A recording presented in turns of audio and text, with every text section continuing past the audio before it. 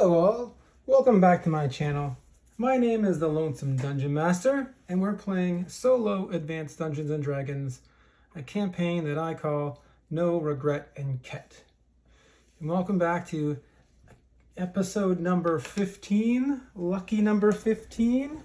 Today we're going to break off from the Dungeons of Trush, which we've been delving into almost exclusively since we started this campaign down here.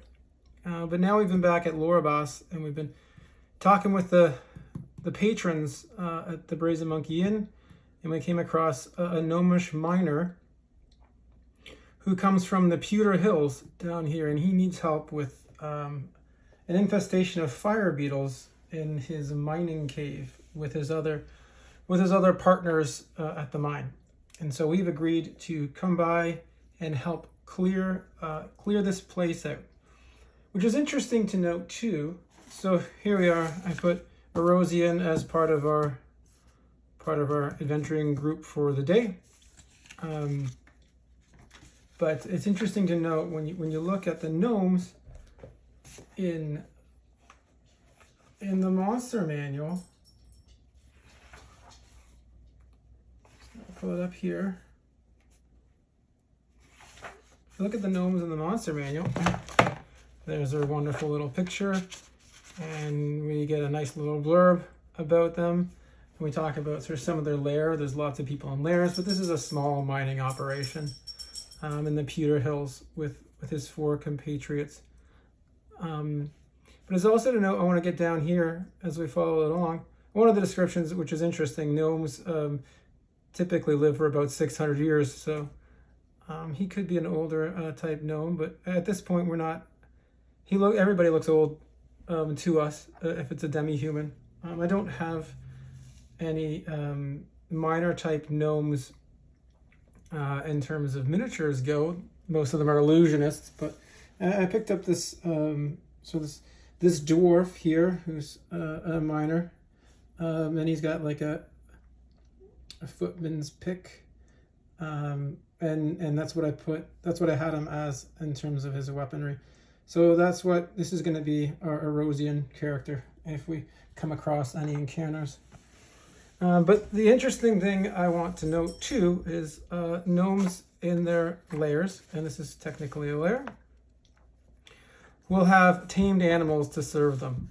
So I want to look at what animals they have in their mind, and perhaps why these animals may have not cleared out the fire beetles. So there is they're 80% likely to have tamed animals. So let's see if they have tamed animals in their mind. As always, green's the 10, red's the 1s. So 8 and below. So yes, they do have tamed animals, 57. What kind of tamed animals do they have? So 5 to 30 badgers, 70% of that. 20% of 3 to 12 giant badgers, or 2 to 8 wolverines is 10%. So we'll go 1 to 71, 71 to 81, 71 to 91, 91 to 100.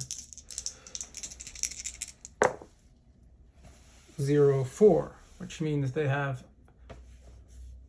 5 to 30 badgers, not giant, just badgers. 5 to 30 means 5 to 6.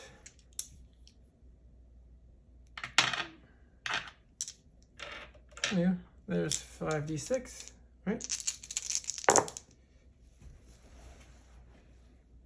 6, 10, 6, 9, 19 badgers they have. It's interesting to note. Whoops, dropping dice everywhere. Which is interesting to note that in our last session we discovered that he has 4 compatriots in the mine. So 5 total gnomes looking after 19 badgers. So I'm going to fill this out here. 19 badgers.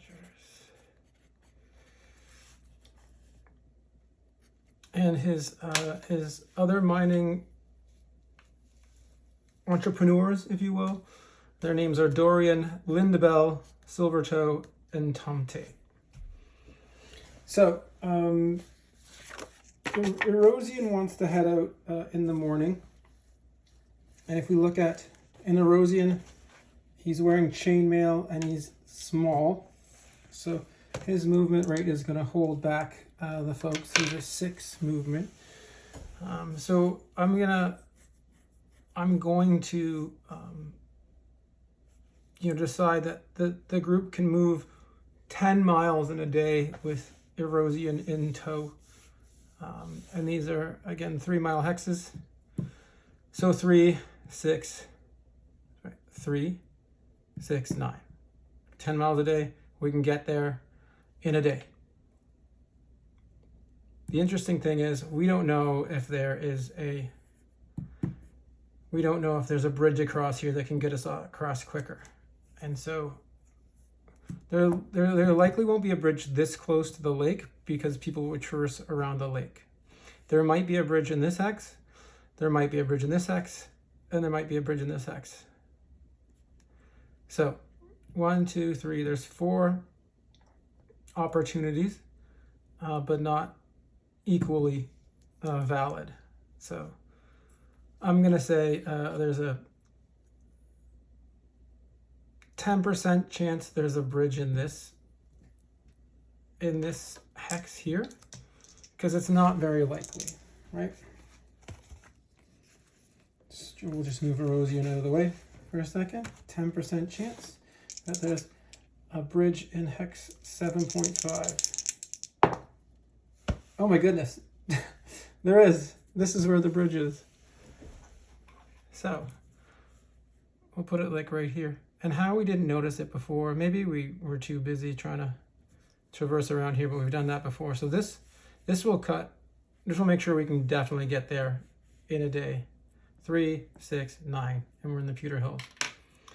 Moving 10 through the hills, there is a random encounter check that needs to happen pre-dawn, noon, and during the night.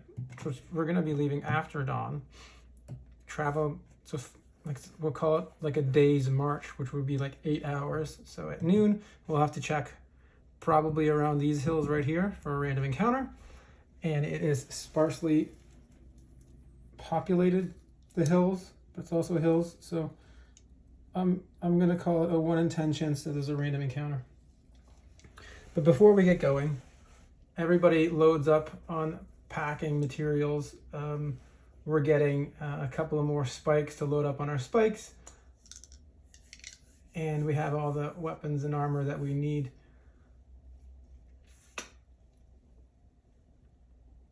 So Farouk contemplated upgrading his armor. He wanted to talk to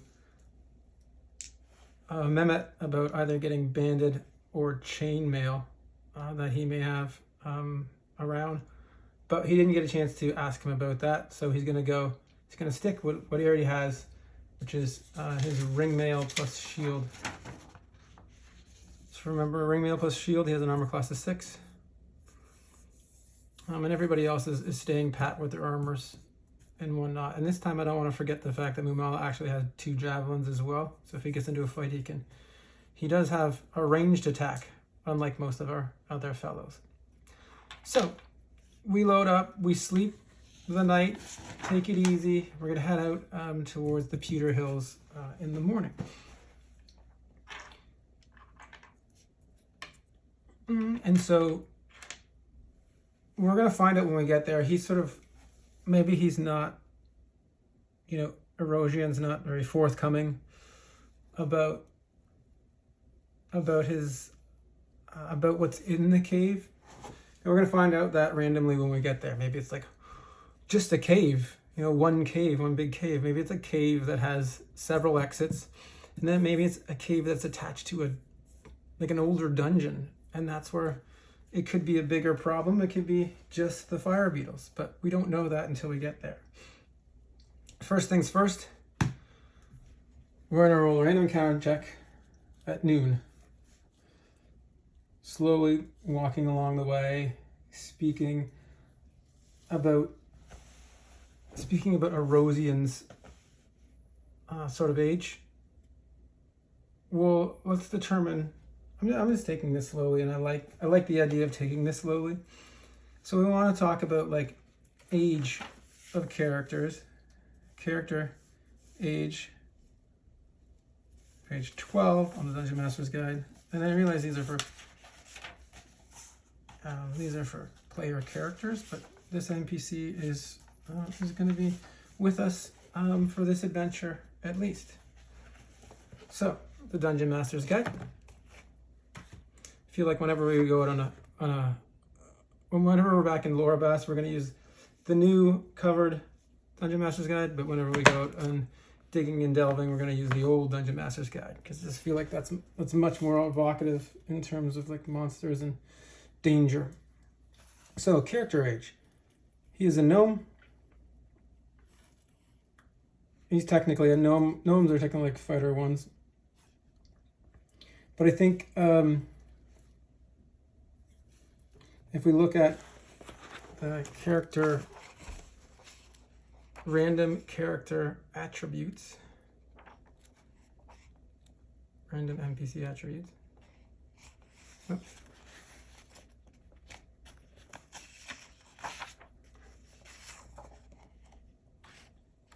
Random NPC, I think it's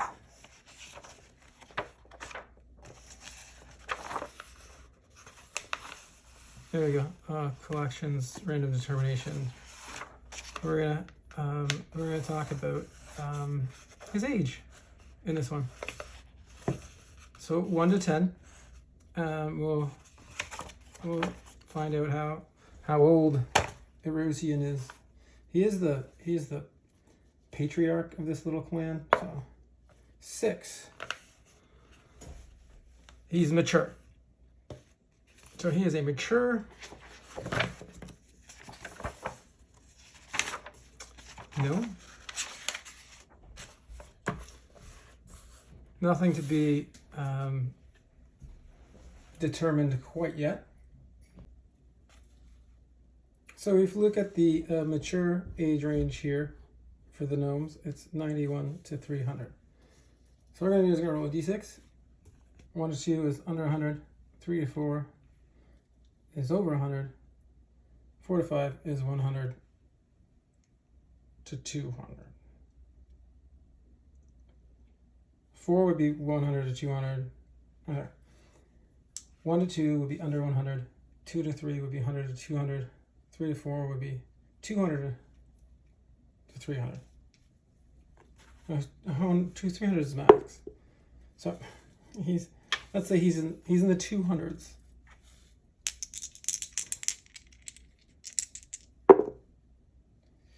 '53, 153 years old. So they're talking along the trail, and he lets loose that he is 153 years old, which makes him mature. Okay. So they let that sort of out of the bag.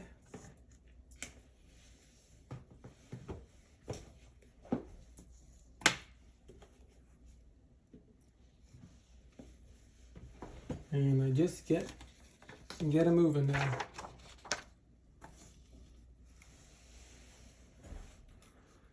So Eezorian is 153. Interesting. And did we roll a random encounter at the midway point? I think we're supposed to, but we didn't. 1 to 10. Random encounter. 3. There's no random encounter. We get to the Pewter Hills as the day is waning. The sun is going down, and as Eezorian knows, the fire beetles are nocturnal, and so they will become active once the sun's down, even though they're inside. So anything that's dark is fair game. So what I'm going to do is pull out my AD&D Adventures Dark and Deep Book of Lost Tables by Joseph Block, which all these wonderful tables in them. And so we come up to the mine itself, and we look at caves. So we'll find out how big the cave is.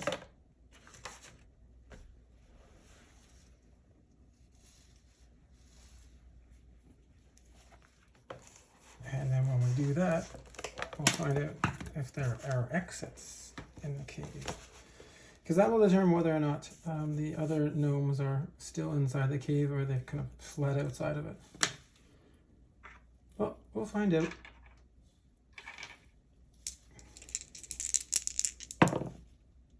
"26. Cave is approximately 50 by 75 feet. 50 by 75 feet.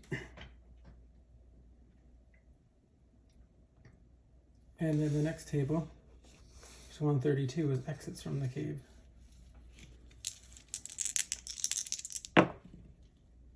"21. There is one exit from the cave. And where is the exit? 71. It's on the right wall.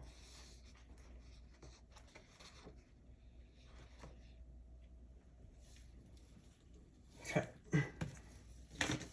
We're pulling out a brand new sheet of graph paper, and today, because the dungeon was of Tarusha, I've allowed them to be going across multiple sheets and levels. We're going to keep this one to a single sheet. Okay, we're done with this for now. So, the cave entrance is here.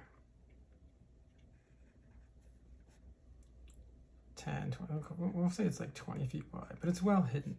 No, I think it's gonna be 10 feet wide because they're small. No, 20 feet wide because they have big loads and things like that. And they have, you know, pack mules if they do when they use them. So it'll be, we'll go 20 feet wide and 20 feet in. And then it is 50, 20, 30, 40.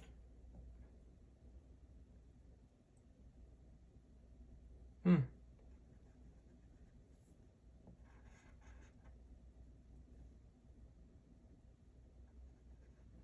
we say the exit is on the right wall.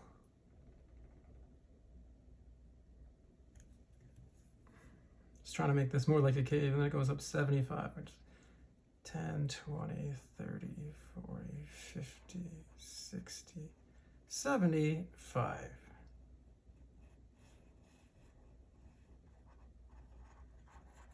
Trying to make this look very cave-like if I can.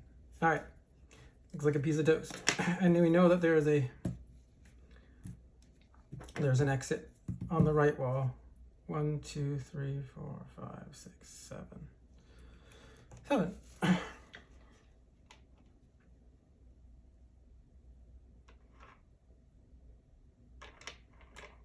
We'll call it 1d8 minus 1, and we hope we don't get a 1.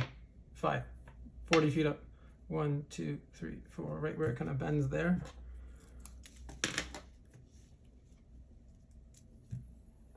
One, 2, 3, 4. Okay. Is it more caves? Or is it a passage? I'm assuming that it would make sense that the fire beetles would come from here. And there would be like pallets here where they're sleeping, and chests with treasure. And there's 4 of them. And maybe this is like the pen. This is like pallets for like where the badgers are gonna sleep and feed. But like they're not very good at guarding. Maybe they're just like watch. You know, they're watch outs for things. But the exit is up here. And then we go to table 137, the exit direction.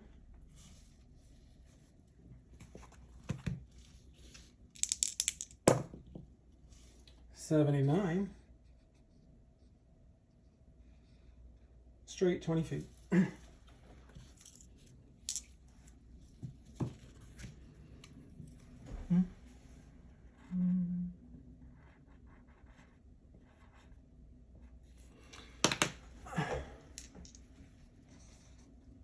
Next table, 135.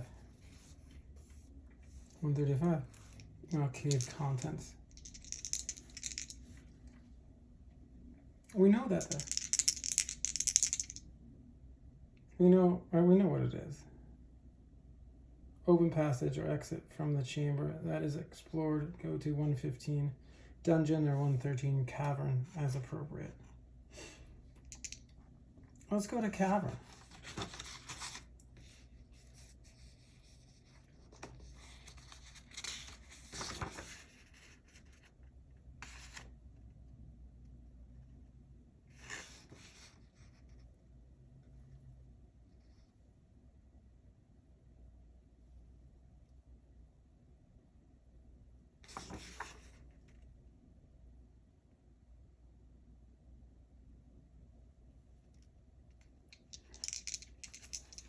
We're going to try 138, continue on case. 17, sloping tunnel, table 141.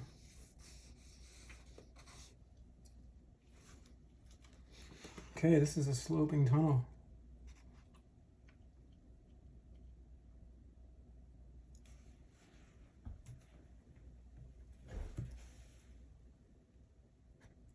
This tunnel is sloping. Which way does it slope? It can't go up.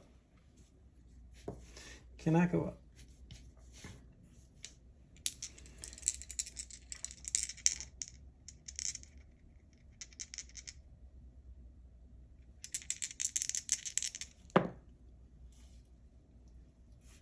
Of course, we're not taking that. It's not a chimney. There's no chimney here. 88. Tunnel slopes down.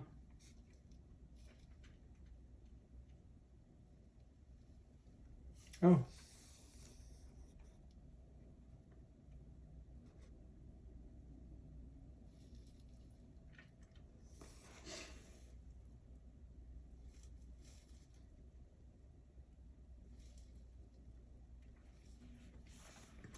So,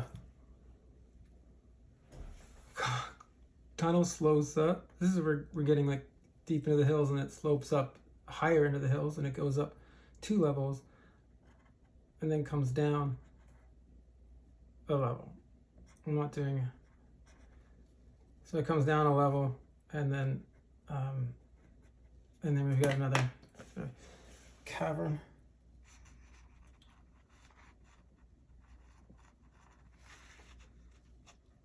So let's check table 128. Caves. It's another cave. I feel like 29, approximately 50 by 70 feet. So I think we're going to be like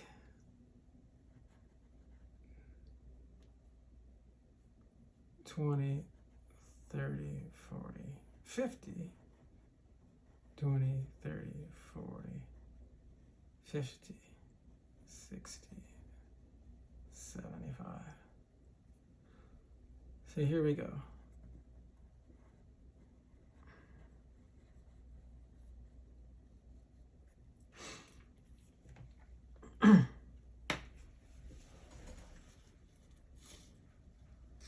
I think this is where they're going to be. We'll see. It's likely that up, down, whatever, that's where the fire beetles are. So I'm going to say it's about, say 66% chance that the fire beetles are in this chamber.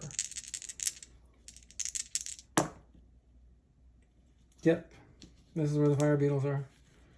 Good. Good idea. Before we do that, let's check what's in the cave.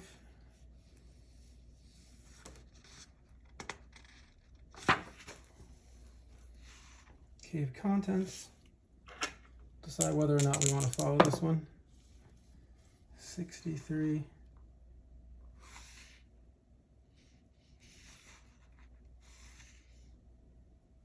Cave content. 63. Monster. There it is. There it is. It's not monster and treasure, it's just the monster. Okay, so you got our fire beetles here.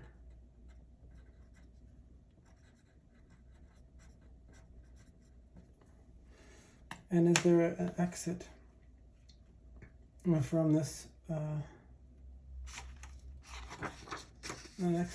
tunnel? Exits from cave.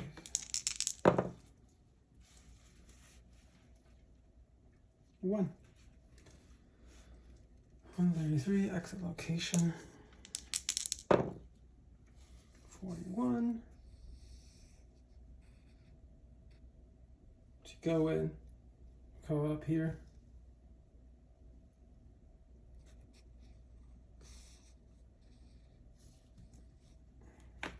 One, two, three, 4, 5, 6, 7. We'll call it D6. 1. Here's the exit location. And we're going to say like this was, it's difficult to decipher it, but the gnomes must not have been here for very long because they've been mining here. You can see the silver veins and them tapping the silver, and they have buckets for holding their silver. And then they started like going into this cave down here, and then we went up a bit, and then they came down a bit, and then they found out they were oh, maybe they were like, this is a nice place to go, so they were chopping veins or digging in veins here, and then all of a sudden like this crumbling that was grown over kind of cave entrance, the fire beetles started to go in here because they sensed tremors and things like that. So then they appeared here, and we have to determine how many fire beetles there are. First of all, has anybody died? Did the fire beetle kill anybody? I want to say likely not, but since Eezorian's been gone for almost 2 days, it's possible. So there's I want to say a 60% chance that somebody or something died, and we'll determine who it is. Okay. So yes, the fire beetles had killed something and they're eating on it. So the beetles, the badgers themselves might be, we're going to say 1 to 75 a badger, or some badgers, and 75 and above a gnome, a tragedy. So it's badgers. They had eaten some badgers. How many badgers? We have 19 badgers. So that's, I'm going to say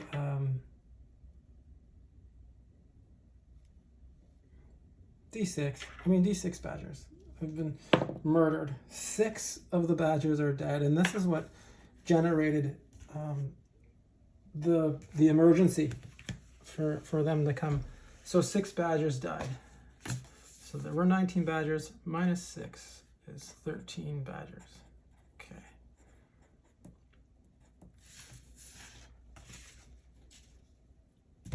So we're done with this book for now. We're gonna pop open the monster manual. Have some beetles.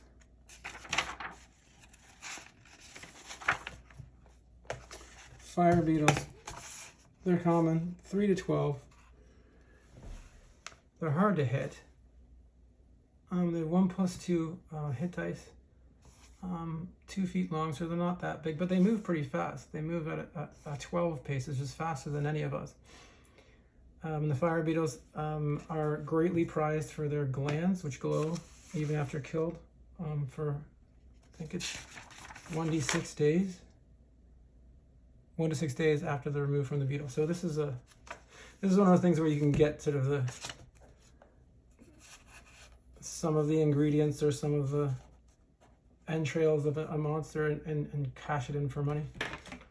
Of course, they will pay for getting rid of the fire beetle, but what's more, we don't know what's behind that door or that cavern that just sort of opened up that the fire beetles came through. But let's determine how many fire beetles there are, right? 3 to 12, which is 3d4. I'm hoping there's not too many of them. Eezorian has come with them just to show them, and because he's got to show like strength and he has to impress his other fellow friends. 3, 4, 5 fire beetles. 5 fire beetles. Might not surprise people, but I do not have fire beetle miniatures.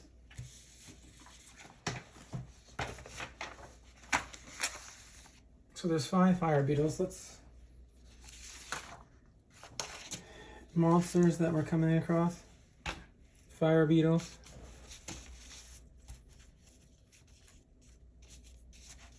Five fire beetles.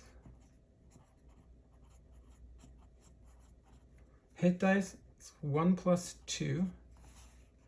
Armor class is 4. Movement is 12. Attacks is a 1 bite. It's 1 bite for 2 to 8.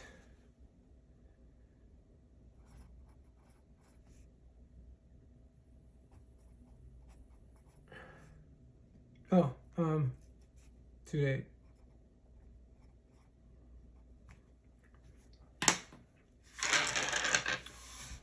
So, they're here somewhere. We've come in here. We're going to start here.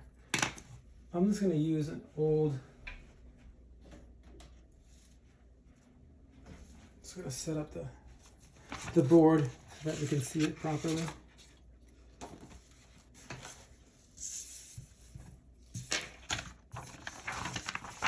Some of those ones where you're like, oh, let's take it easy. And then somebody dies. Some of my old unpainted, but very useful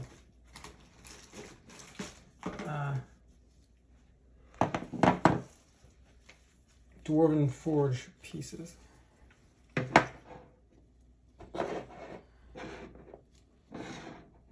I know the room's bigger than this, but my table's not huge either, so.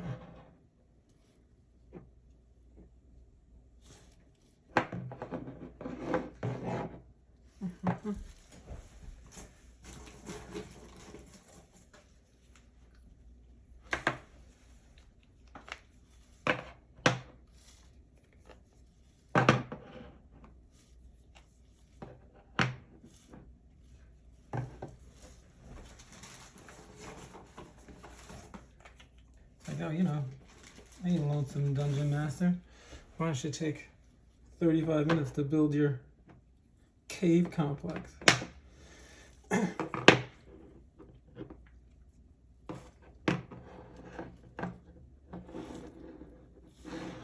We'll call this the end of it.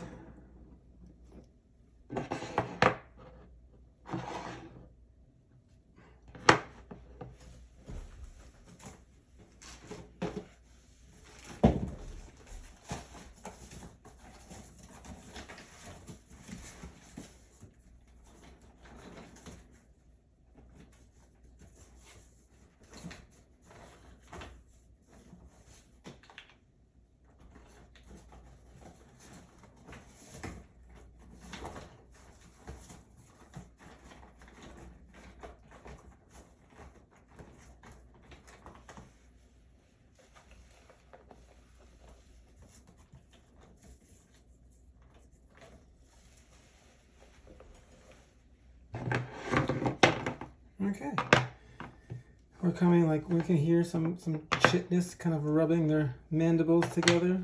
And,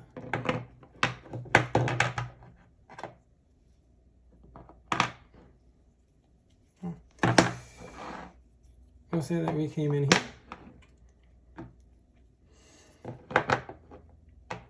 And I guess that's a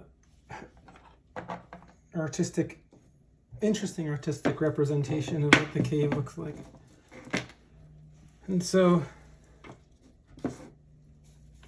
we have our marching order here, which is Farouk, Mumala, Zoar, Jizna. So Farouk, Eezorian, Mumala, Jizna, Zoar. So he's going to be out here. Jizna is back here. Mumala's over here. Farouk is here. And Zoar is here. And there are 5 fire beetles. So we're going to use the black D6s. And we're going to put them 20, 20, 10, 20, 30.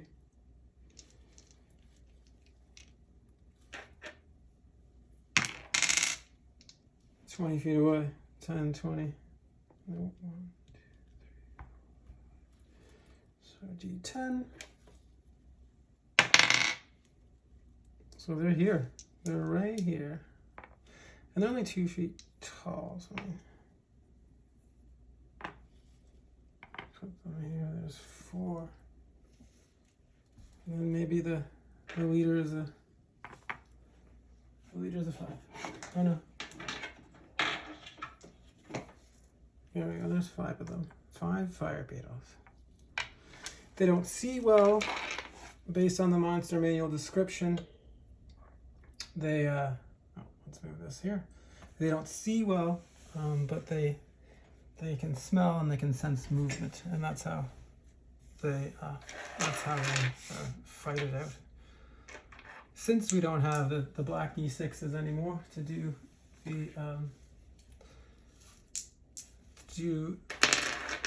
the surprise and or the initiative, we're gonna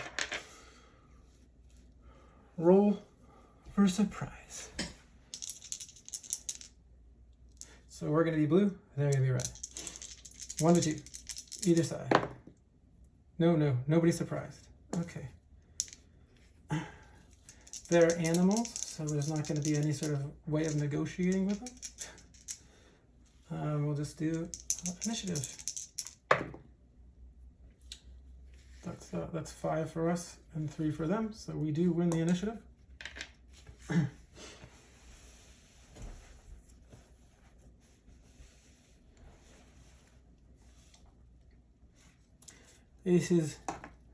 This is gonna be interesting. We do have flasks of oil though.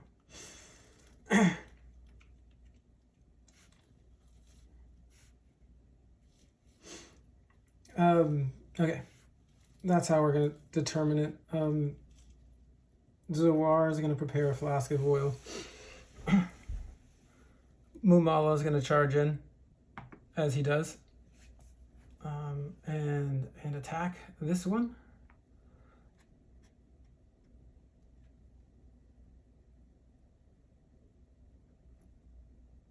I think Eezorian is going to move in and attack this one. I think Farouk doesn't want to be seen as somebody who is not courageous enough against these 2-foot tall fire beetles. And here we go. Here we go. Oops. And the earthquake shakes the room, shakes the cavern. So we've got, I'm going to go with Farouk first. It's a miss. It's armor class of 4, and he rolled a 7. Not very good. Mumala rolls a 1. No. Okay, Eezorian. 17. Eezorian knows these fire beetles. He's seen them before, but there's just too many for him to hit. But he does connect with this one. So we are rolling 5 fire beetle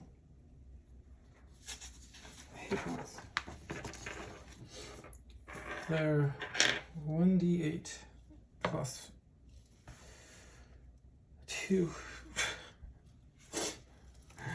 So the leader, we'll call the leader the one in the gold. She's got 10.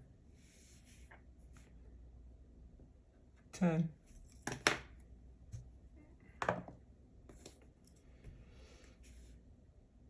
Nine. They're rolling high for their hit points. Okay, 5.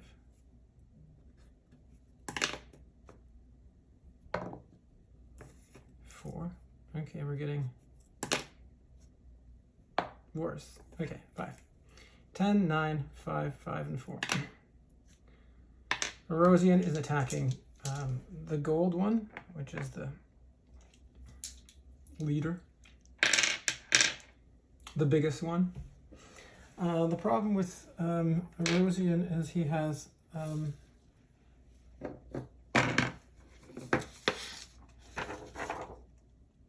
Eezorian has a pick which is 2 to 5, a footman's pick. Or no, it was he has a footman's pick, which is more than 2 to 5. It's not a horseman's pick. Based on his miniature, he has a footman's pick. And so, military footman's pick. 2 to 7. So 1d6 plus 1. Okay. Still not going to kill him, but he can do some damage. Okay. Oh, sorry.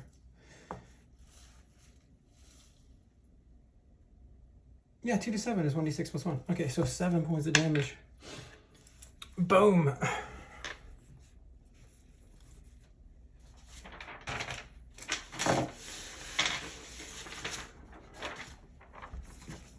Okay, 10, 3, 9, 4, 5, 4. Right. That's our turn. So these 3 will attack, and the other 2 are kind of like hanging back and looking for what they can do. So 1 hit dice plus 2 would mean on the attack matrix, they would need a 13 to hit.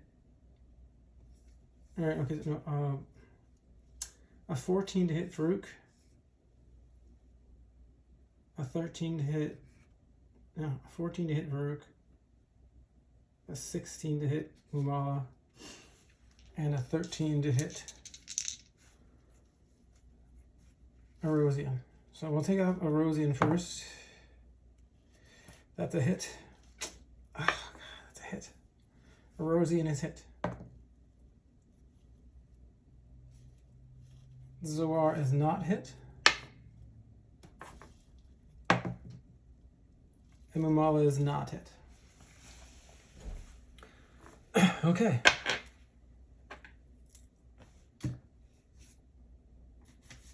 And their damage is 2 to 8. 2d4.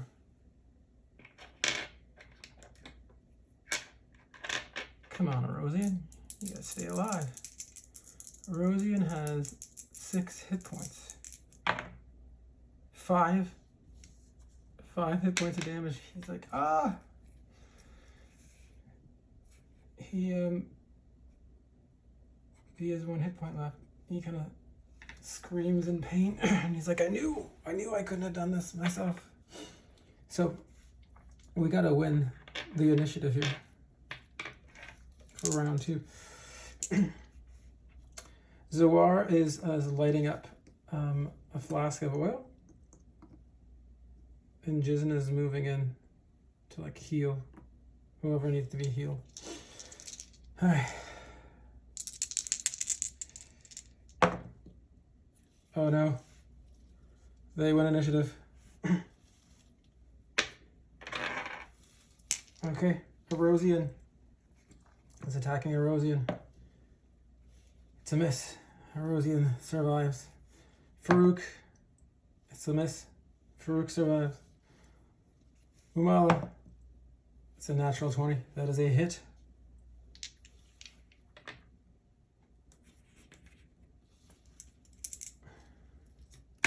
Umala has 9 hit points. 2 hit points. Okay, Umala is down to 6. No, 2 hit points. Umala is down to 7 because he's at 9. 7. Okay.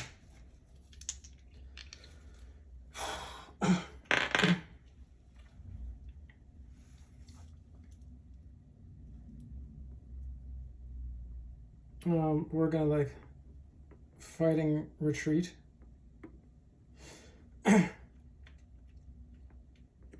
These guys are closing ranks on these two. The war is getting ready to toss the flaming oil. Farouk will go after the, well, who we're calling the leader. He misses him. Mumala.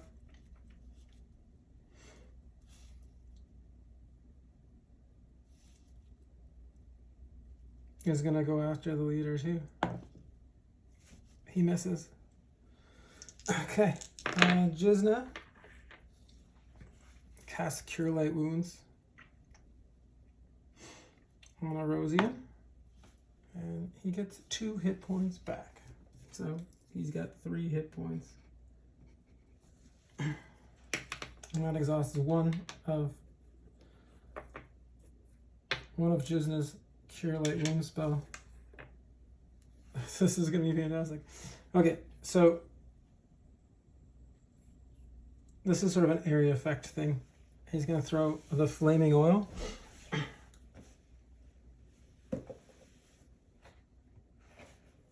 Rather than look up the actual details, I can lob it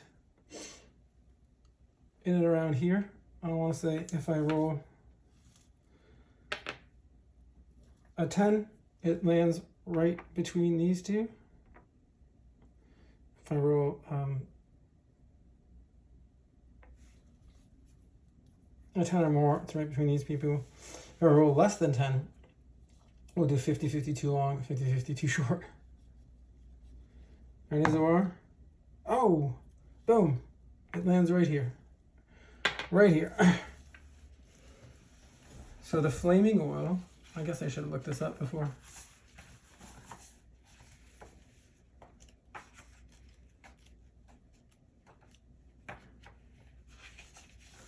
So let's take our time here. I think it's 1d6 fire damage, and it lasts for 4 rounds. I know they're called fire beetles, but they're not immune to fire in any way whatsoever. So, so we'll say of the 5 of them, how many get hit? Okay, just 1 direct hit, which will be 1d6 on this guy at the back.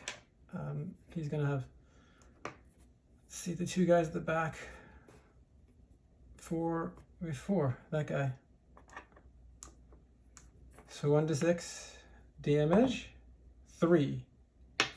He's on fire. He takes 3 damage, and he's down to he's down to 2. Splash damage. I think these guys, actually all of them, we'll call like these 3 did the splash damage. How many of them? So 1, 2, 3, 1, 2, 3. So 3 of them get 4. 1.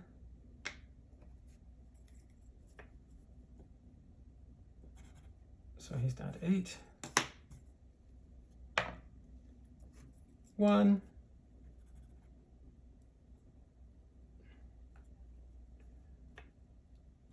He's down to 2. And 2. He's down to 2. Now, the fire continues unless they move out of the zone. They will continue to burn unless they run away. So, I think they're not very courageous monsters. Let's go with... okay, they win the initiative once again. So 50% chance that they bolt. None of them have died, but they are taking damage and they have not taken down anybody else. So they have given damage too. So I'm going to say 50% chance that they bolt. 12. Yep. And they're fast, so they're running away. They turn and run away. As these guys get out of, they turn and run. They turn their backs. We're gonna get attacks at these two guys. So, Farouk. Finally, Farouk hits who I'm calling the leader. And Mumala misses the other guy. I think the leader is going down. I think 5. The leader had 10. He was down to 2. So we killed one. And we chased the others away.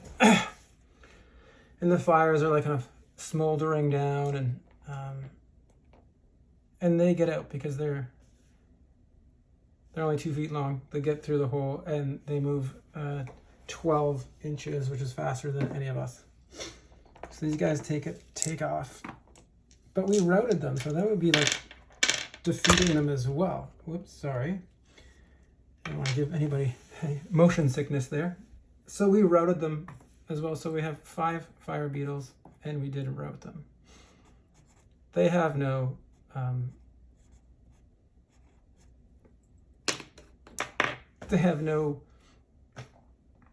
treasure, but so we're gonna drag. We'll take him off here. We're gonna drag Eezorian back because he's hurting.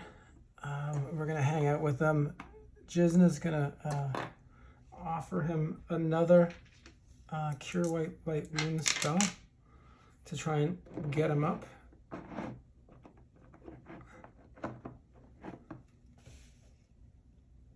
Because he's got 3. Mumala has 7. So he lost 2. Okay. Jizna, 50-50 chance.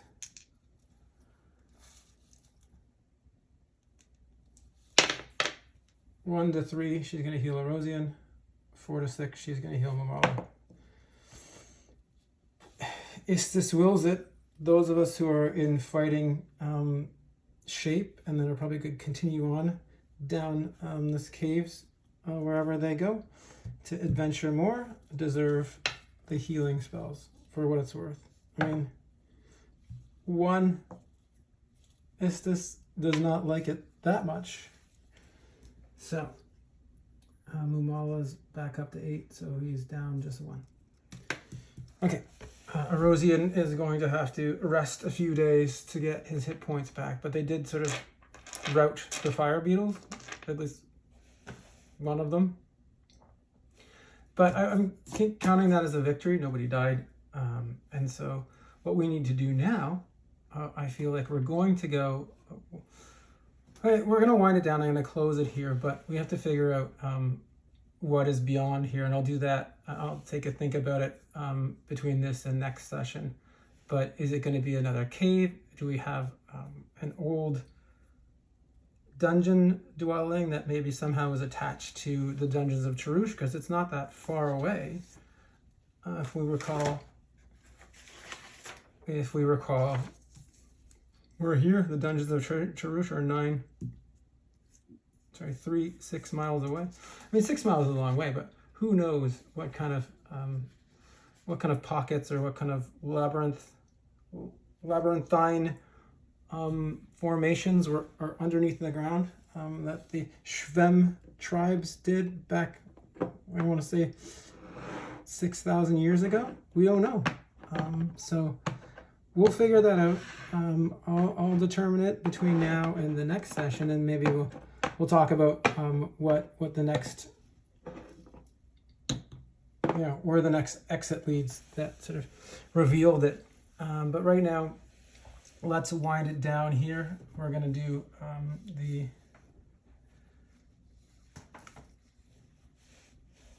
we're going to look at the see what Erosion's willing to give them, or what he can give them, how much silver and treasure they have. We'll determine it and reap the treasure and the experience as well. So if you look at, or if I look at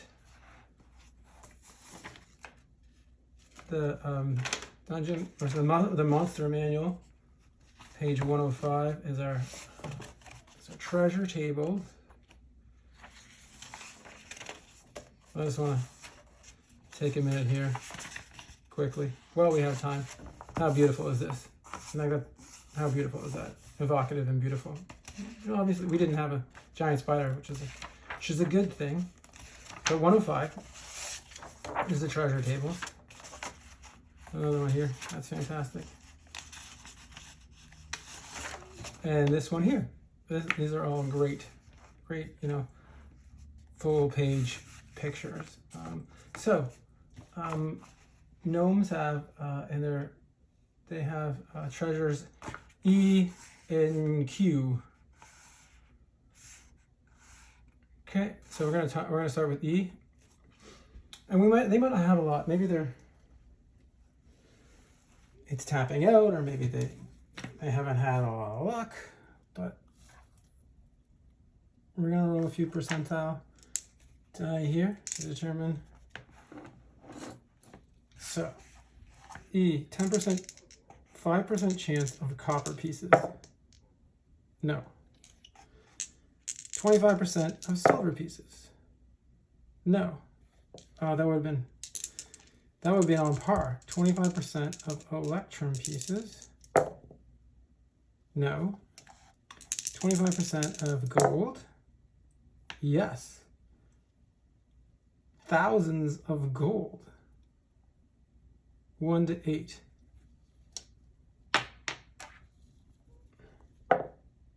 Seven. It's a small, that's 7,000 gold. It's not going to be 7,000 gold because it's not a huge layer. It's a small layer. I'd say the layer is about 25%. I'm going to say it was about,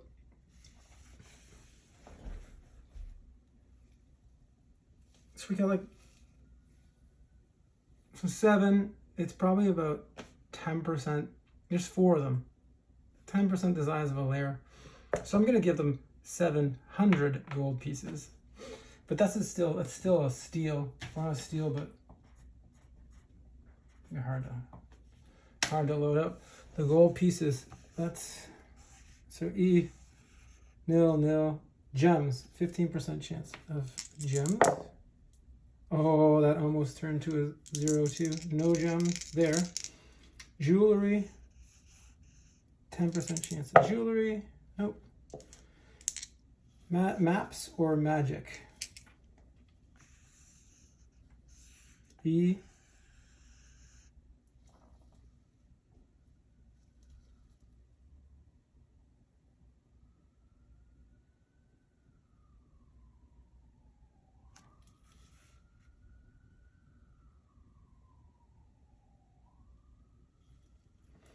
Wait a minute, did I do this wrong? I feel like it's E and Q. Did I write that down, or is it C and Q? So it seems like a lot. 700 gold pieces.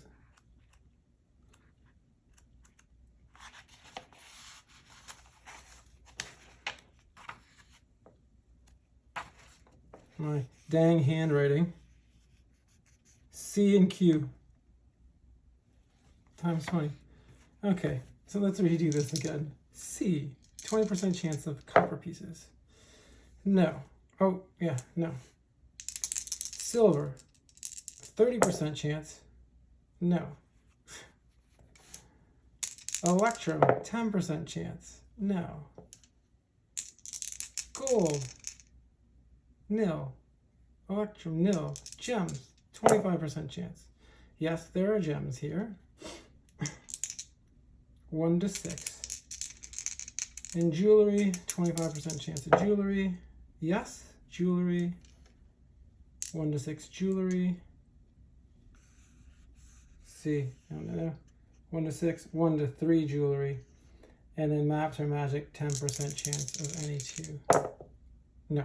Okay, so we don't have any gold or anything like that. We have 6 gems, 3 pieces of jewelry. And then Q is nil, 50% chance of 1 to 4 gems. So more gems. 96, no. Okay, so we have 1 to 6 gems and 1 to 3 pieces of jewelry. 2 gems, 3 pieces of jewelry. Okay. Let's figure this out.